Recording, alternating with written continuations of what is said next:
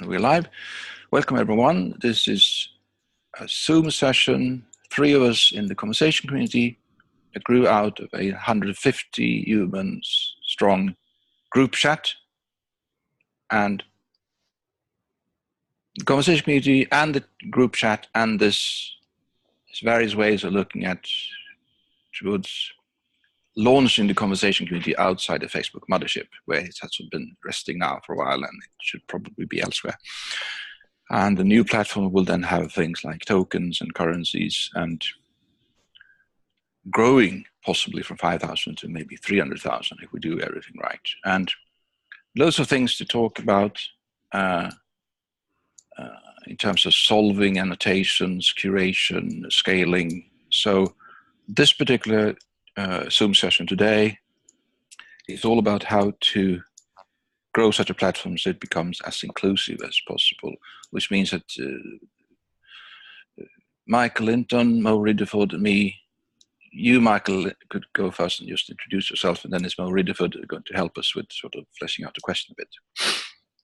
Great. Well, thank you, John. And thank you for convening this process. This is very exciting potential emergence with all the possibilities therein. I'm in Canada, Western Coast, Vancouver Island. I've been working for about 35 years now in community currency systems. Originally, the LET system was our design. We're now more in open money. So if you find open money as a single word anywhere, you'll probably find us attached to it. I'm very interested in the issues of creating digital communities, places where people can thrive. And in particular, in the contagious component of that, so that one little group can fragment or bifurcate rather, fractally into multiple groups, which in their turn into multiple groups. Because I think it's the propagation is the critical issue now. I love the 300,000, John. That's a good start. How about 300 million? Yeah. I got sort of pestered by people because I was too vague, and then I'm going to give it kind of a fixed number, so they just all right, have another number. If we fail and we end up doing 3 million, then I'm happy to be wrong. Yeah. So we'll move on. I'm a communication consultant, communication coach, and with a real focus on communication for those whose first language is not English.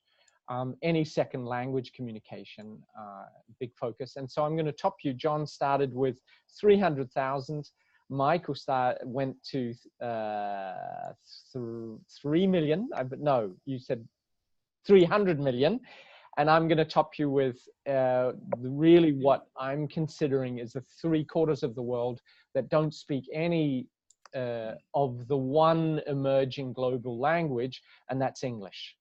That's changing fast, but even with probably most of the many of the non-native speakers of English who in a normal conversation have no problem are greatly challenged at a conference or in a fast-moving native speaker conversation. And as I've mentioned on the thread, we're focusing on globish, and especially right now on a collaboration with World Summit Global. So we're saying there's an emerging global conversation on global problems, but currently it's not a genuinely global inclusive conversation. And in our own work, yes, the value of inclusion, like John said, is essential. That value of commitment to inclusion in this conversation of 3 of us, but if it was 15 people, the same question of inclusion would apply. And then and I'm very interested in scaling, because that's what we envision is bigger and bigger spaces going into billions, online spaces where somebody says to somebody from China to Russia, says not, do you speak English? Instead, do you speak globish? And immediately It's like a key that communicates multiple necessary values for the highest level of intercultural, international communication. So, I mean, if I understand it correctly, the kind of inclusiveness by having more people able to understand and master globish rather than the 170,000, I think, current words and usage in the English language, which is kind of beyond possibly most native English speakers as well, right? So there's 3 times more non-native speakers of English than there are native speakers. Yeah. So, I mean, my first thought there is to possibly just feel into this, because I haven't really done it yet, but there might be a possibility to look at globish together with pattern languages. I have kind of this really large pattern languages, kind of finite sets, and they could be of equal size as the full English language if you want. One of the benefits would be then the user interface would actually be English. But when you're saying this thing is kind of, then we could actually do a smaller set, because smaller sets have some very definite advantages. One, let's say the 3 of us would sort of soon speak globish, right? How do you translate it into other domains? And not just languages, but also, let's say there's coders, right? I'm in the group right now, parallel to this, where there's kind of code spoken, right? Which is, I'm not even sure what language that is, but it's weird, right? And no non-coder is included, right? Because it's difficult, right? Can I make a point here about that? Yeah. But Michael, I'm going to interrupt just because I'm the moderator. Just to be clear, what we're doing is we just switched. I'm just making it explicit that we're moving into a discussion. I'm going to frame it as I remember from the Excel. Sorry to interrupt, Michael. No. Just doing my role. On the Excel sheet that you prepared, John, this discussion was going to be around how do we create an online digital community, as I remember the subject was. So we're right on subject, and so I'm just making that explicit. Thank you, Michael. Yeah, and that's the problem of a community created by a common language in a way. When we first published Let System Work, we did it in English. That was our only available language. We found that the English community came up with dozens of different interpretations of the same material.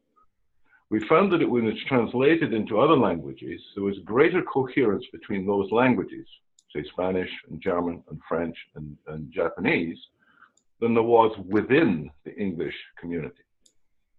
So I'm very much in favor of a globish approach, but I think it must be marked also with the cross-referential clarification that can come when there is massive translation into multiple languages. That's sort of like coding the same algorithm in a bunch of different languages to prove that you get the same thing.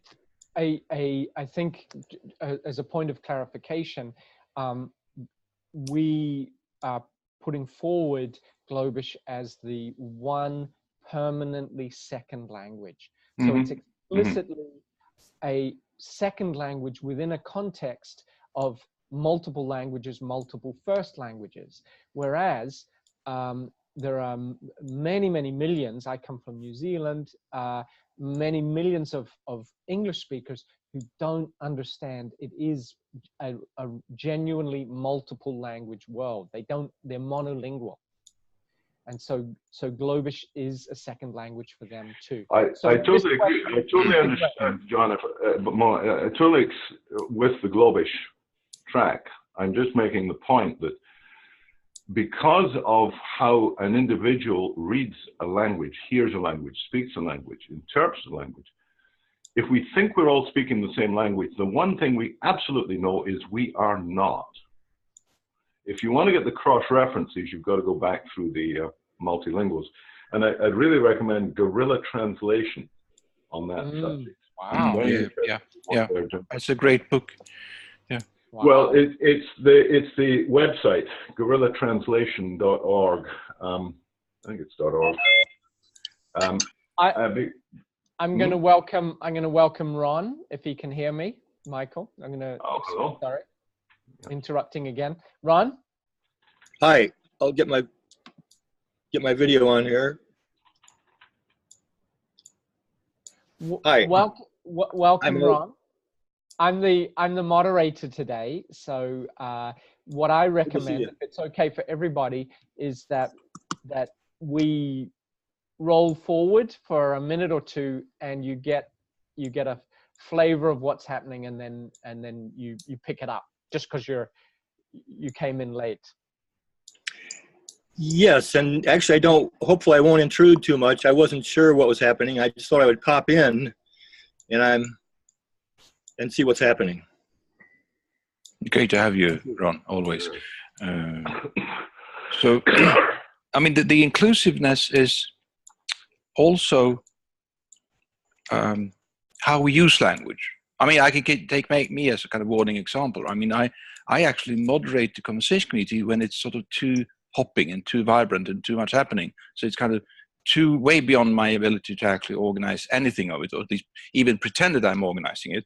And then I do a couple of posts about biosemiotics, and that scares off a bunch of people, and then it kind of gets nice and quiet again. It's kind of obviously an awful thing for me to do, but it's kind of one of those really great things that actually works. Then, if I speak about orange zombie clowns with nuclear launch codes, then the place turns very much hopping again, because everyone has an opinion on that guy in this beloved empire.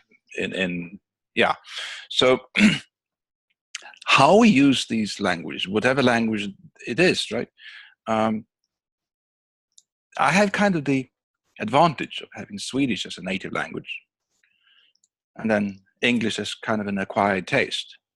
And then to add to that, I sort of grew up with kind of the English classics, which I started reading at age 7. So I'm kind of a weird freak mutant when it comes to languages. And then pattern languages then allows for translations in between domains. So let's say there are, and I happen to be kind of all for globish. We could possibly even go sort of really hardcore and do Tokipona, which is kind of a constructed language, which is, I think is just kind of like 20 or 30 words. And German, on the other extreme, they're kind of like 400,000 or 500,000. So kind of 3 times the size of English.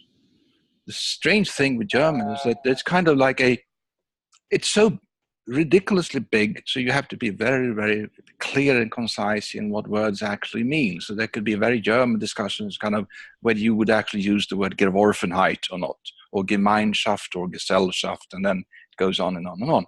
But once they finally get to understand each other, what things actually mean, there might be actually more of an efficacy and effectiveness in terms of what they are actually trying to tell each other. But I do know from having talked with Germans for a while, and sorry for being very blunt about that, it takes them sometimes a small forever to actually get started. And English people and English-speaking people are a joy to talk with, because we can just sort of be sufficiently vague, which sometimes makes for actually pretend that we understand each other. So there's all kinds of these things. Obviously, the German thing might win because we're heading into platforms, right? We might aid and abet and augment ourselves using algorithms. Short story of that, what I'm aiming to do with the platform once it sort of grows into sizable size, is that I hope for English without the bad bits.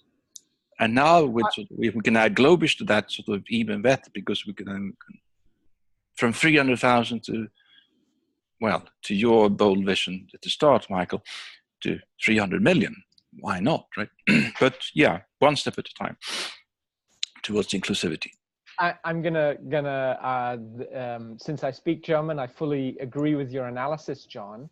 But I'm also going to link to what you referred to before about chat conversations versus what's possible now with video.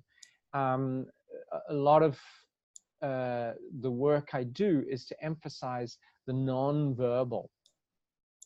And also in this conversation, even between 4 men, we've got all kinds of emotional communication happening at the same time. And I wouldn't underestimate the foundation of this conversation is not verbal, So this is where, with video and with all the information through visual of how people's faces are reacting, and as we become finer and finer at reading Ron's move of his chest just then, up and down with a big breath, I think, you know, Yeah, I was catching up with my oxygen. yeah, was it just that? Okay, so you have to be careful. But just to broaden it out beyond just the focus on the words and the language, and with things like globish or a global context, I find the more we're moving between different cultures like this situation. What's your first language, Ron? English. English, okay. It's my only verbal language. Great. So in that, I find in intercultural interactions, you start becoming more and more simple, less metaphors, less roundabout ways of speaking, more focus on the other person, more focus on did they really understand me right now? Many of these skills, the person has multiple languages do automatically anyway. But to get the powerful native speakers like me to stop dominating, we have to take various measures to include everybody. Yeah, yeah. I mean, this is a really important point. I can sort of weave in an example from the conversation community. There's really brilliant women, introvert women, who I happened to know online for a couple of years back. So when they post things, posts and comments, they're perfect. And I've now grown to understand and appreciate the fact that if I then heap lavish praise, that's the only proper way to respond, because they took sometimes kind of like a month to write that comment. And it's really excellent stuff. But for them, it's kind of like, I don't know what to compare it with. The amount of courage they gathered for the last week of that month to just post the damn thing. And I'm as extrovert as they come. I can just do one of those comments like in 15 seconds. And if someone thinks that's crap, fine, I'll do another one next time. And it's kind of, and those things, you'll have to sort of be around for a while to, and I also have sad stories, right? People from Africa, young people from Africa wanting to join the conversation community, but their English is non-existent, right? So I can't tell if they're actual people or they're bots or they're just fake Facebook accounts. And it's, I realize that it's a problem, right? But given that this is still remains a hack inside Facebook, I don't have the data to actually sort of do the correct, inclusive enough decisions. So that is one key thing in when we're launching it outside, when we have the data, so we can actually see that, hey, it's actually a human, right? So, well, to make it actually human, we've got to get off Facebook and actually meet each other face to face. Yeah. One of my reasons for pointing towards massive networks is that I think we need multiple networks localized all over the planet, in their own places, in their own spaces, in their own languages, in their own cultures. You know, a bunch of old white buggers meeting on a long-distance video scattered across the planet is an exercise in difficulty. This is a very difficult thing to make value out of. So it's wonderful that we're exploring it and developing these techniques. But if these techniques exist at this weird level, it's going to take a hell of a long time before it affects the price of bread. And frankly, the price of bread is the thing that's going to make a hell of a lot of difference in the world. And that is so much determined by where you are and what's going on. So when I saw your numbers, John, of 300,000, I thought that's a great start. But it had better be in at least 300 communities, and I'd rather that it was in 1,000 communities of 300 each, scattered around the planet. Exactly. So it's that localization where the sort of meeting that we've taken a week to convene just sort of happens in your main street around the cafe. Yeah.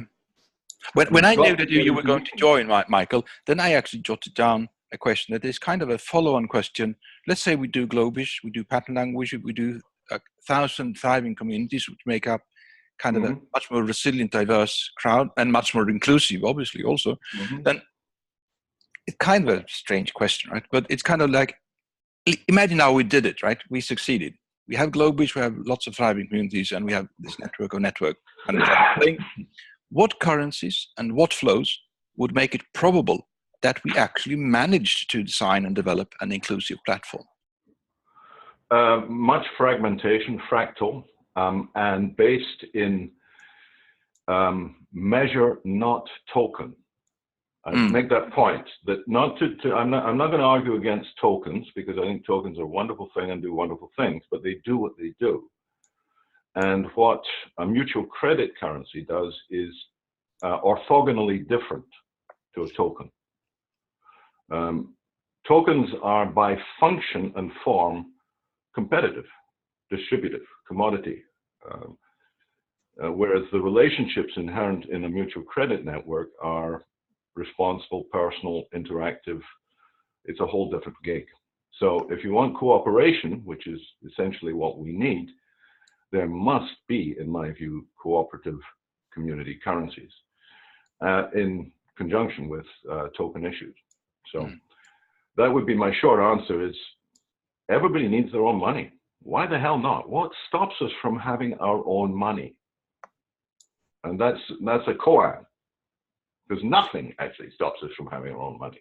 Having just left my bank after 17 years with a great whoop of delight, I'm fully with you, Michael. Maybe it's a moment, Ron, because you've now got a flavor of what's going on.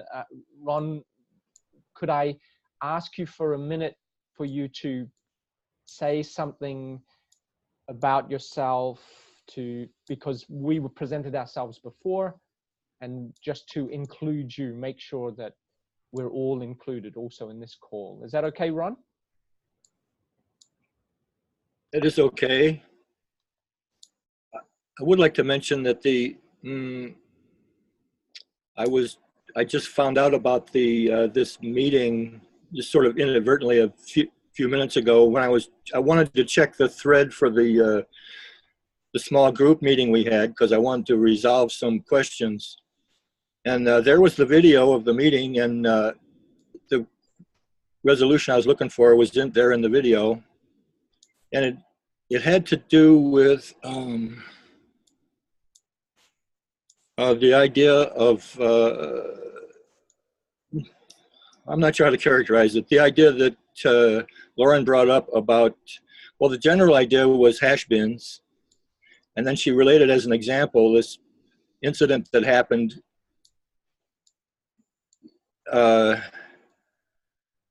and I was, well, rather than go too deeply into it, my first inspiration was that, wow, I'm going to be able to bring this small group incident over here and connect to the large group in this way, except this is also a small meeting. So anyway, maybe the point I'm trying to get at is the connection, and when you were talking about the cross-platform connections, it reminded me of that. Although it's hardly a cross-platform, it's just from the small group to this group and hopefully to the large group. And actually, that probably does say a lot about me, because a lot of what I am interested in and working on is connection and active connection and active connection among people. Mm-hmm. And so actually, I will take one more moment to the idea there, and I added to it in the meeting, John, was of producing some kind of meme that would probably be kind of an attractor and allow people to do creative things with it. And you mentioned, John, that we could try this out in the community at large. Yeah, yeah. And, I mean, there could be hash bins and tag clouds around globish. Could be hashtags and hash bins, tag clouds around open money, around mutual credit. I could almost bet money on that. 90% of the 5,000 community members doesn't know anything about mutual credit.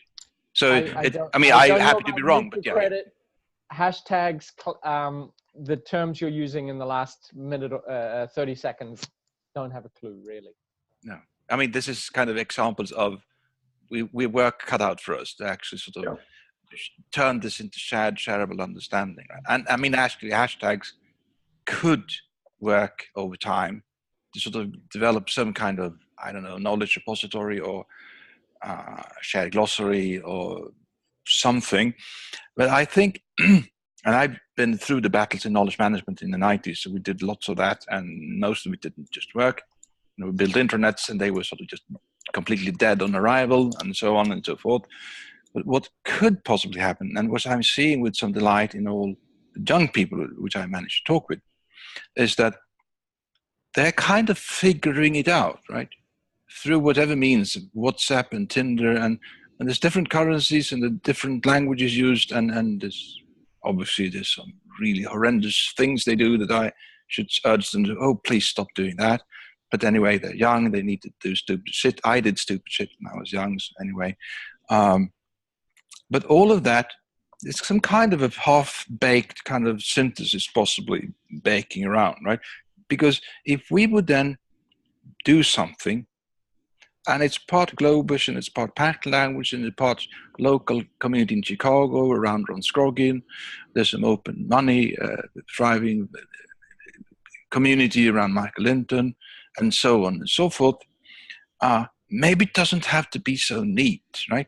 We could just sort of throw lots of stuff in there, and it's a bit of a mess, but it's alive, right? Rather than just having a, here comes the solution, right? So, and I always get those from people, right? Systems thinkers in particular. John, you need to have the perfect plan, the perfect project, the perfect scope, the project. And I always resist that, and they hate me for it. And yeah, I'm happy with, okay, bring the hate. I kind of intuitively feel that, it's a mess, but it's us, right? And will we ever get it perfect? Possibly not. Would that stop us from trying? No, right? So, yeah. My own, I'll mention two things. One is the success of a call last night. I have posted about weekly calls. You're all invited Tuesdays, 6 p.m. Berlin time. And yesterday, for example, we had 3 old fogies. I was one of them. One from Kenya, one from California, and me, plus a university student from Morocco. 3 native speakers and one who, in Morocco, to get to English, you've got to already go through about 3 other languages.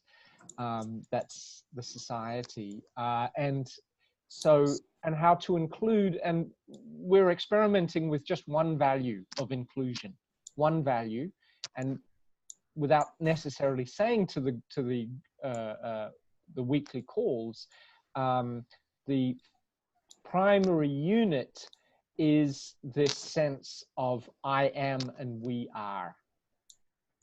And if you examine that knowing within yourself, we're looking at each other, we're sharing a we space together, but you're never going, the we space that can be spoken is not the real we space. Following your words, John. So the Tao that can be spoken is not the real Tao, Tao Te Ching.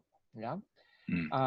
So if you make that pre-verbal foundation, which is a reality, you make that explicit, it actually supports my own experiences. It supports the best conversations, and it keeps it open, and it keeps it much bigger than each one of our little brains and each one of our Verstand in German, our thinking process.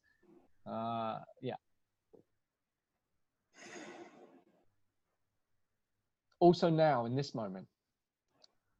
Yeah, I mean, Ron and I, in a previous conversation, that was a week ago or so, I think, we actually had an idea. We might actually test that. We would sort of go into cahoots with 100 of, and the four of us and a couple of hundred more of the most vocal in the conversation community, and we would sort of go into 1 week of radio silence to just sort of see how would that be like, right? Because I know that there's around 15, 20 members in the conversation community, they couldn't care less about actually producing something, creating something themselves, but they want their dopamine fix, damn it. They want their nice little shiny cat give or watching John Kellden waffle on in completely weird stuff about biosemiotics. And they don't even care about biosemiotics, but it's a nice image and I want my dopamine. And if we would do that, there would be some amazing things happening. And I have no clue what would happen, but then suddenly there would be kind of like almost like a restart button. Right? And we press it and then see, okay, so what happens now? Because now we sort of enjoyed not having to sort of compete each other out with sort of who is the most eloquent, who knows the weirdest things, and who can sort of do the most perfect Instagram picture and the most pithy quote and meme. And I've sinned more than most anyone in all those respects.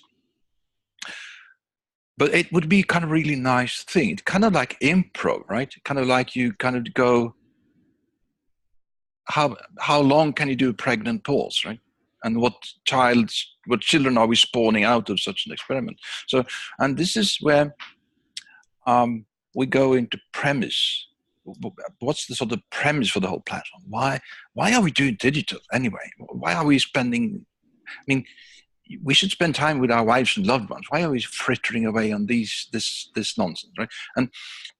But there might actually be a point. So even though Mark Zuckerberg is kind of really crazy and he stole all our data, he did one thing which I'm grateful for. He managed to get billions of people together into one platform, which is bloody miracle, right? And obviously he then did manage to get everything else wrong, and he stole all our data and he emptied all our pockets, and he still does that. And if you click the like button, he steals some more. So if we want to do platforms, anything we would do differently would be better, right? So, but the thing is, these language we do, and my contention is that in Facebook there's kind of a language that's called shared mystery, and that's such an impressive attractor with enormous gravity. So how do we manage to use globish pattern languages, local Chicago communities, Michael Linton's open money? Can we sort of jury rig that together somehow so we get to some kind of initial escape velocity out of the mothership? And I mean, I fully realize sin now because I crammed in 100 metaphors and more, and I mangled them all. But it kind of, how do we do that, right? I love the direction. I completely I'm very aligned, John, with the inquiry that you're saying, not just in this call. It is 7 minutes to the hour, I believe. So before we do anything else, very good questions, John. Let's just set a time frame to know how to go forward. So well, I'm good. I've got no limit. No limit. Michael says no limit. John? Yeah, I'm good for at least 10 more if we need sort of a couple of runs more and some closure. Yeah. Ron? I'm torn. Let's see.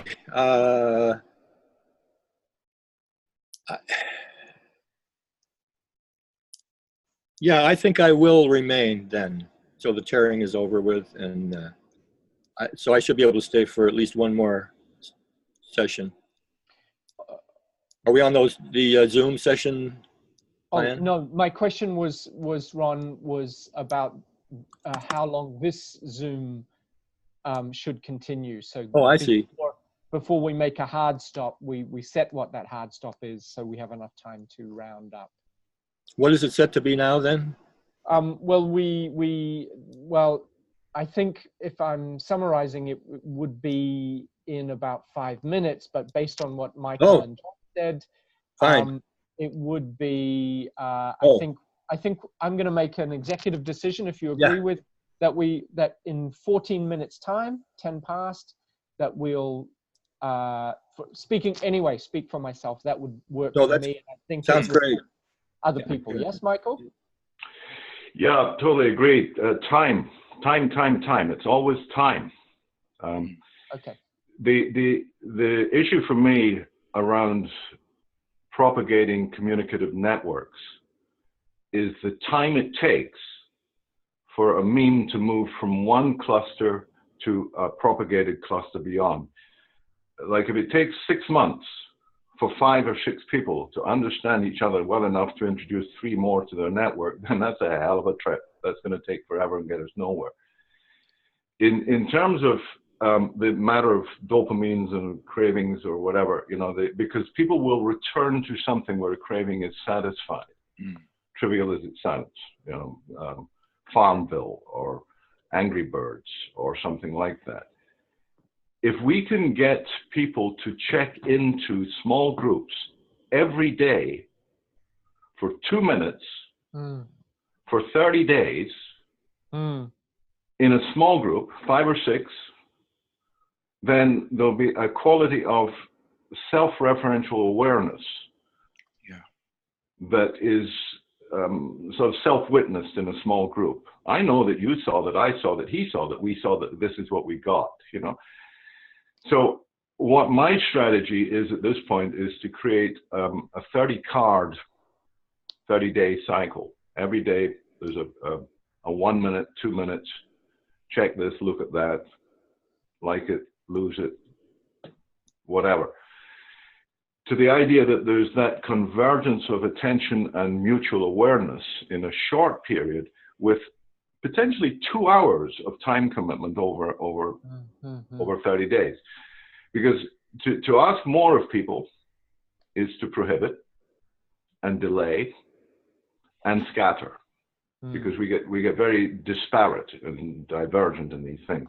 Now, I put up a link in our text chat to a conversation I've been having with Jerry Michalski about this sort of thing. And in the first page, there's some details about the way we're approaching, the way I'm approaching this at this point. But it's frequency and contagion. If a meme is not dead simple and incorruptible and moves damn fast, then we don't have time for it. Yeah. Contagion, what was the first one? Frequency and contagion, was it? Yeah, and incorruptibility. Yeah. You know, the meme must be easily transferred, and replication should be coherent. So. To add more to my intuitive sense of Jerry Michalski, I talked with him a couple of times, met him in Zooms. He experimented with a lot of great things with sort of digital community, with networks, different ways of convening, short videos that is kind of not about sort of tooting your own horn, but rather actually sort of some kind of building some sort of community resources. He's also done a really great thing when it returns to inclusiveness and language, and also making it a bit fun. He did once this, right in the middle of a Zoom session, me and he and I and a couple of others had, and then because he had done this intricate sort of sign languages and kind of like the intuitive, I mean, and he didn't do those too much, but it's kind of now and then he just, without interrupting me, he did this now and then when I talk, because I waffle on forever, right? And then this a couple of times, and then he kind of did this, because then I knew that, I need to shut the hell up because I need to get the word to him. And then by the end he did this, and then I asked him, what's that, right? Because I was sort of learning his sign language, right? No, it doesn't mean anything, just mad waves, right? So we just broke out laughing, all of us, because it was just a wonderful thing to sort of kind of close on, right? Kind of didn't mean anything. It just kind of, he felt like doing this, right? So it's, and there's way too many in Sweden who kind of almost immediately fall into kind of, I need to be solemn, because now there's a production of a video or there's a big meeting. I'm not sure, we're taking us half a year to get to actually a bloody government going, and it's all solemn, and it's also deadly serious, and it's boring everyone half lives out of, and we shouldn't, right? If we get a couple of billion people in and we end up saving ourselves and the world, it's got to be fun, right? It's got to be contagious. It's got to be kind of laughter. We need to sort of laugh the bastards out of office. Right? It is kind of, this is kind of what and I sometimes, it backfires, right? Because I have a weird sense of humor. When I add that in the conversation community, and people who don't get nuance or irony or undertext, and then, because again, right, then I'm excluding. That's not a great thing, right? But when I manage to sort of reach across that thing, and people who have known me for a while, he's probably joking right now, right? So deliberately I omitting the smiley, because then, yeah, figure it out, right? So we shouldn't be afraid of doing anything from globish to biosemiotics and all of that, right? I could go on at length about biosemiotics, why it's absolutely necessary, because we need to reconnect with nature. But before we do, I think it's even more important that we actually get some kind of working language in between, some kind of ways to get to shared understanding. So I really love that simple frequency contagion schema, if you will, model thing, approach, yeah. Right? Because that would actually be an actionable insight out of this. So this is me kind of thinking about me being steward for the larger community. If I could sort of say, yeah, you thought it was a waste of time, but this is how we actually got to an actionable insight, and here's this. You can start doing this, right? Good. So, good. Then I suggest we if you want to, you can say, were you satisfied with the call? But since we have about 7 minutes now, I suggest the question is what is the takeaway? And John suggested that takeaway. And if we have other contributions for a takeaway to take to the larger group, then I propose we use these last few minutes for that, if you agree. Good. Absolutely agree. Like to echo John's point about the satisfiers, the cravings, the benefit, the persistence of these repetitive come back tomorrow packages depends upon getting a giggle out of every time. It's got to be fun. But more than fun, it's got to have value. Yeah. It's got to be, the person's got to feel grounded in their ability to say, damn it, I'm getting something from this, either currently or if I carry on with this process, then maybe in 3 months we'll have stuff happening around here and the world will be better. You know, there's got to be benefit. It can't be just abstract chatter and schematics. People have got to feel the rubber on the road, you know, something to work with. Friends with benefits, as they say.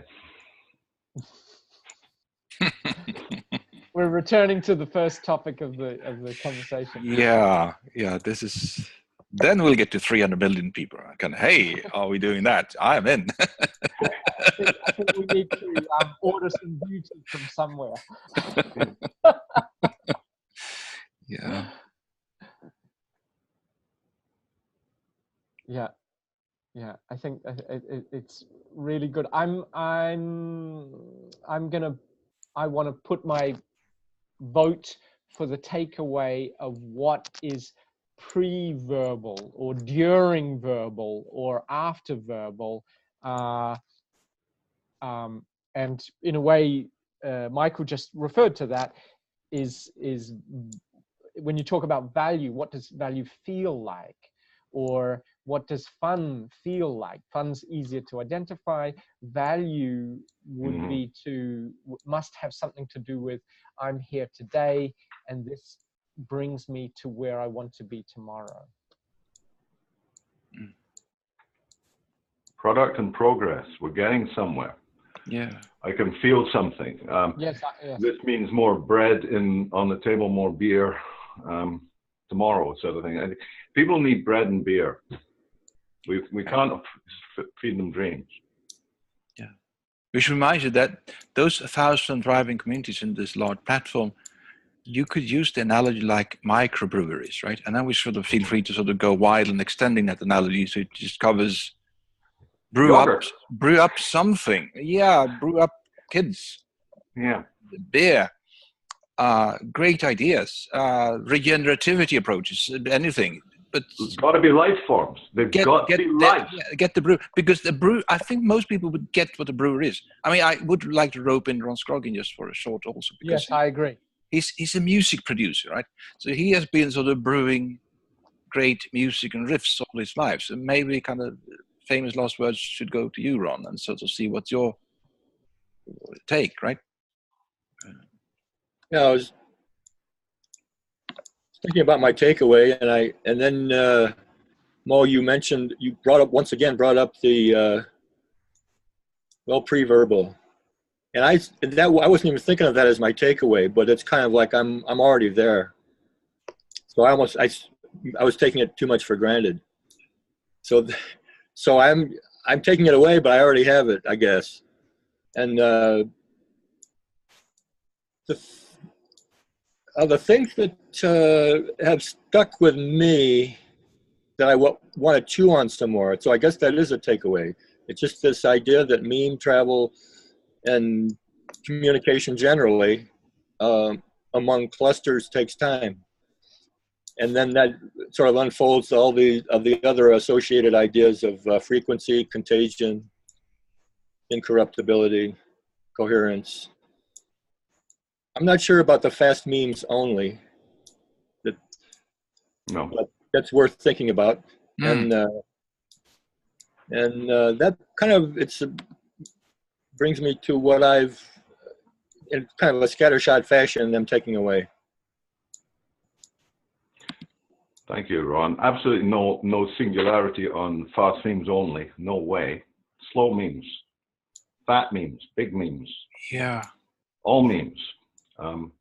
Incidentally, though, if I can just throw it quickly, your reference to breweries, John, do you know the Irish bank strike story? No, I don't. In the 70s, there was a bank strike in Ireland where they couldn't clear checks between banks, so it closed down banking, so people couldn't get money out or money in. So they just started writing checks to each other and passing them around like script. It became particularly effective when the breweries started issuing their paychecks. So if, John, you were due 140 quid or something, they didn't give you one paycheck for 140 quid. They gave you 14 £10 checks. So the brewers and the pubs became the banks of Ireland for an entire year. Now, the thing is, this was a spontaneous meme propagation without consciousness, without intent, that created localized currencies all over Ireland, bang, just like that. Now, they were semi-secured. It was a complex situation in many respects, but it was the best year in the Irish economy in the 70s. I mean, this is a lovely idea. Maybe we should have the conversation community, and the internal currency would be the pint. I mean, actually, the armful, whatever it is. Yeah, the tankard. Yeah. But it's the vitality that comes from things generated locally that serve locally. Yeah. Yeah. So this. I mean, there's kind of a third question brewing in my mind. Sorry for the kind of briefing further on that, but how do things propagate? How would we like them to propagate? And if we would just sort of maybe they bloody fast. Yeah. So if they don't go fast, we're dead. Yeah, because this is kind of where I've never been able to figure out what of my stuff that I'm sharing actually becomes popular or not, right? Things that I spend kind of a day working on is just dead like a stone, right? And oh God, just leave that, right? And I spent hours and I'm sorry, no, right? And then sometimes I just jot it together like in 5 minutes and then it just becomes widely popular. And then, but I'm getting to a point where I'm kind of seeing where some kind of finger to the pulse of some sort, right? And I mean, we're lucky now, right? Facebook is awful, so anything we do will be better. So that's a good thing, right? It's an opportunity. And also, some of my science friends tell me that we have 20 years and now it's going to go completely pear-shaped. That's also great because that's an immense opportunity. We have to do it now, right? So, and there's also a third thing that's almost like combining into perfect storm, which means that maybe we are growing aware enough so we don't fall as easily for the daft punters of the world, right? To kind of do Brexit or Bolsonaro, obviously I'm contradicting myself because we actually elected the orange zombie clown and the Bolsonaro guy and some crazy guys in Hungary and so on and so forth. So but maybe we should answer those crazy old dudes with kind of let's go have a pint, right? Let's go to the pub. So if we do that, we sort of remove. I mean, they kind of rely on us sort of being sufficiently outraged, right? Kind of like a big machine, right? I mean, you can almost see kind of like the Orange Zombie Clan doing things, almost kind of, whoa. I'm almost impressed by how outrageously offensive that thing is. And then within 140 characters, bravo, well done, right? Almost, right? But what if we just remove our attention from that and sort of direct it elsewhere? And if we start doing inclusivity, they'll just have no chance in hell to compete with that. What should they do, right? Try just to do fake inclusivity? Well, let's see them try, right? So, but when I talk with people locally in Norrköping, first, they wouldn't understand anything of this conversation, even though we would sort of managed really hard to sort of just chat, right? Why? Because they're kind of inside this kind of last remaining shreds of the old narrative, right? They work hard, get the paycheck, they have the plastic cards on the ATM machine, and they have the wife and the lover and 3 kids and whatnot, and the summer cottage and mortgages keeps coming in and the bailiff soon if you don't do that. And so they haven't got any time to do other than just spinning around that wheel, right? So this is kind of a thing with pacing, which I like, the frequency and the continuum thing, making kind of like something to step onto out of they have this sort of rabbit hamster wheel kind of thing, and then they step onto something that doesn't have to be perfect, but it's something, and then they can go join kind of the big shiny whatever local brewery or worthwhile project, right? There has to be something in between, right? Because otherwise they will just keep sticking the plastic into the machine. Yeah. I think we'll need to, this is great, John, a great riff there on many, many things that you're touching on that really resonates, at least for myself. But should we call it quits? And so anybody who needs to leave can leave, and then it's a free open situation for who's left. How's that sound? Sounds great. Personally, this is wonderful. I'm going to step out. This has really, really been great. I greatly value this discussion, a huge amount of value. I've got tons of things here. May it continue. So I'm going to step out, and I'll leave you to organize the rest of it. Okay? Yeah. Thanks. Great. Big thanks for joining and for having us. Great, Will. Thanks. Thank you. All the best. And famous last words again. I mean, this has been great. Ron, thanks for chiming in, because you added a couple of nice touches there that you always do. I mean, we have an actionable insight, right? How to, Michael wasn't with us yesterday's session when we did kind of a similar thing, right? A Zoom session. So we talked about hash pins, tag clouds, whatnot, improv, lots of great things. It actually might be possible to combine some of the things we touched upon in the last session with a couple of things in terms of building value, switching metaphors, looking at currencies and flows in ways when we work on them, it starts to happen in ways that we would want them to happen. Right, kind of, it sets up not just a digital place, but kind of a hopping where there's currencies and flows happening, right? And yeah, that, right?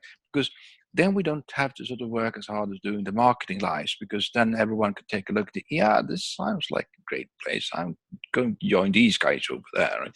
Because what I've seen, 50% of the conversation community members are scared.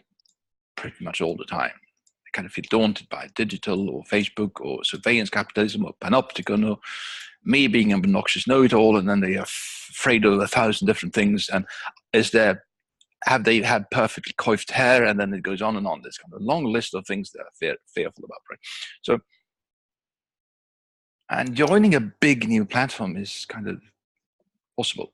But if they can sort of just join in a small corner where they know a couple of people already and they talk about things that they relate to, and then, yeah, that, right?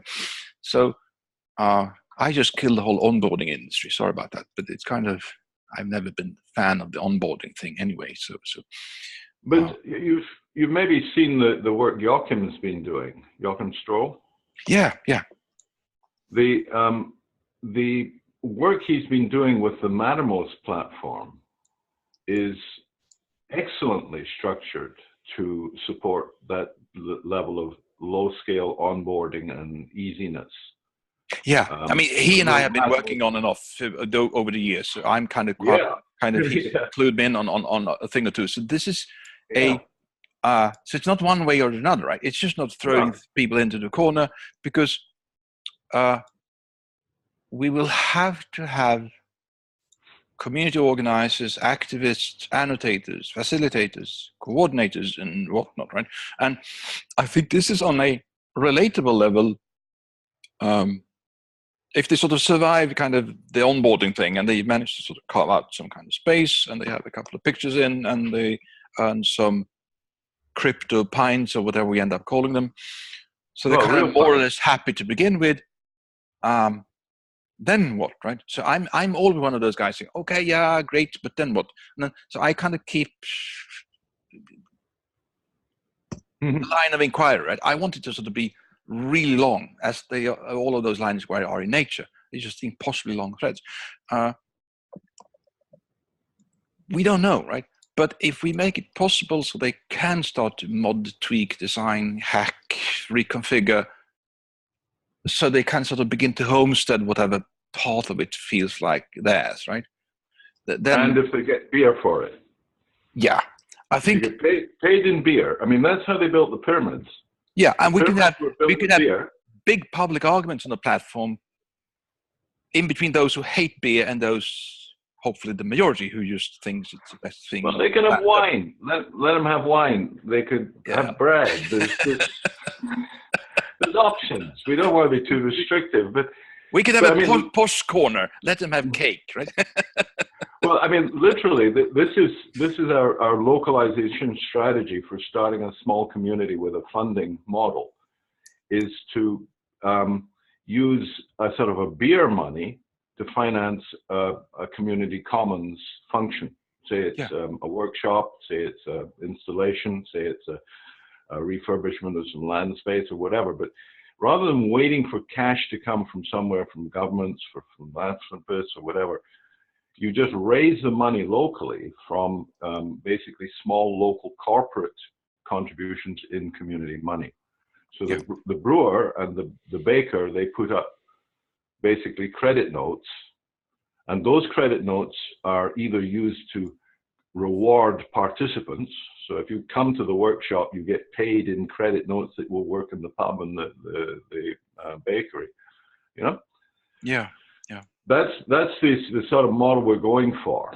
It's something that immediately becomes, oh, look, you can do this in a weekend with an outlay of about a couple $100 in hardware and equipment, and do a $10,000, $20,000 project.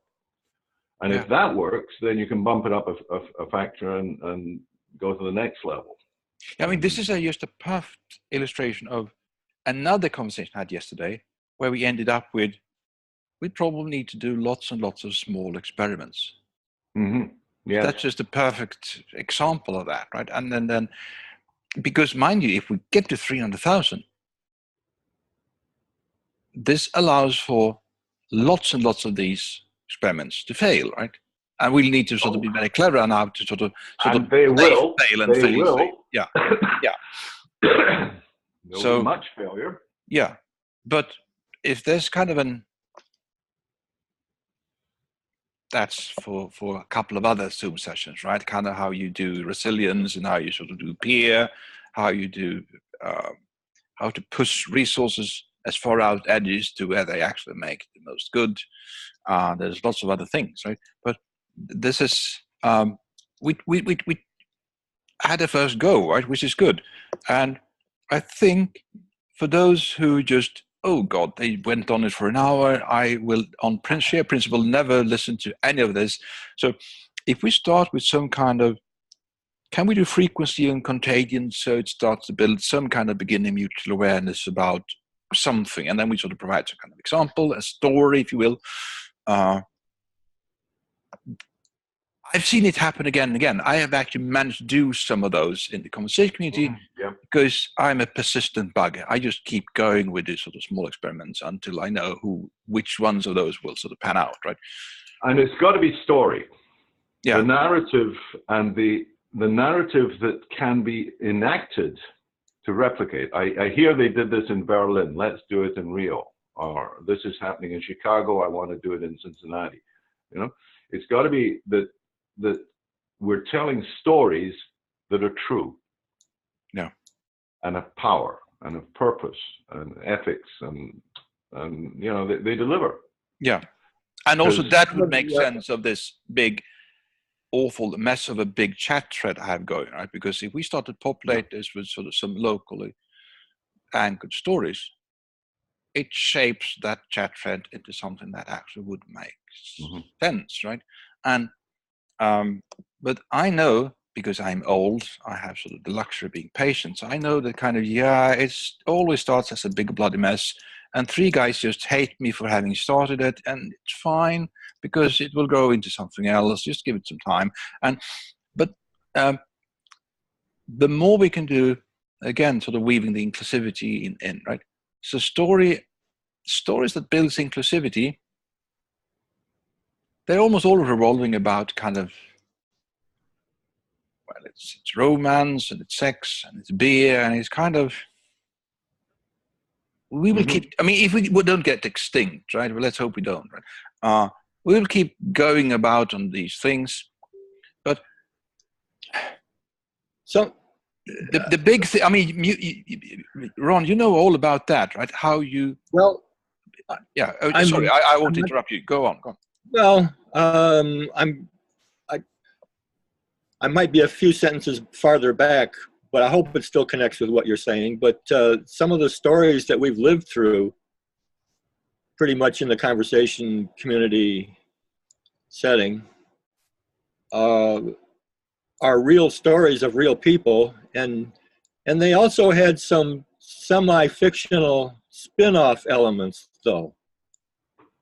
Yeah. And they really help propagate and keep things going. Absolutely. So I just want to put in a word for the at least semi-fiction.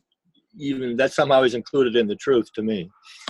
Yeah. It's a truth we make up as we go, so we better be imaginative. Yes. Yeah.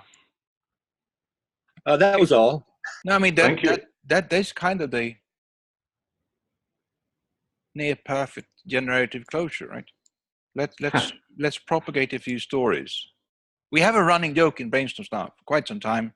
Another online community for those who don't know and listen to this. So we have this sort of jokes, right?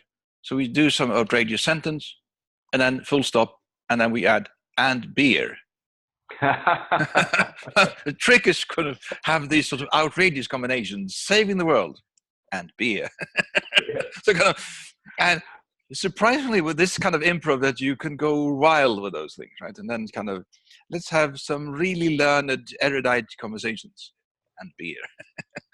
So it's kind of takes the mickey out of any one of those kind of just, if you could get too convoluted, right? Douglas Adams, where is he now? Yeah.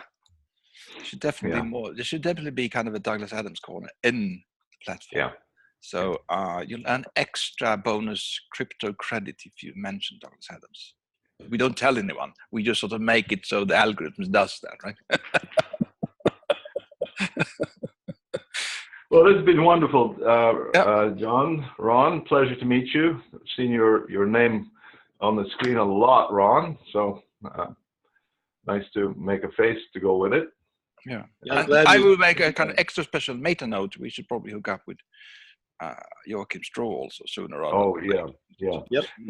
The Mattermost thing is really propagatable, and it allows these sort of little form cluster with no wide exposure. So you could get 5 or 6 people just linking in and finding each other for a few weeks around the topic area. Yeah. And very lightweight, very, very distributable. And he's got this social ledger component behind it. Right. In the charting and the marking and the sociographs and all that stuff. So, wow. Yeah, it's good stuff.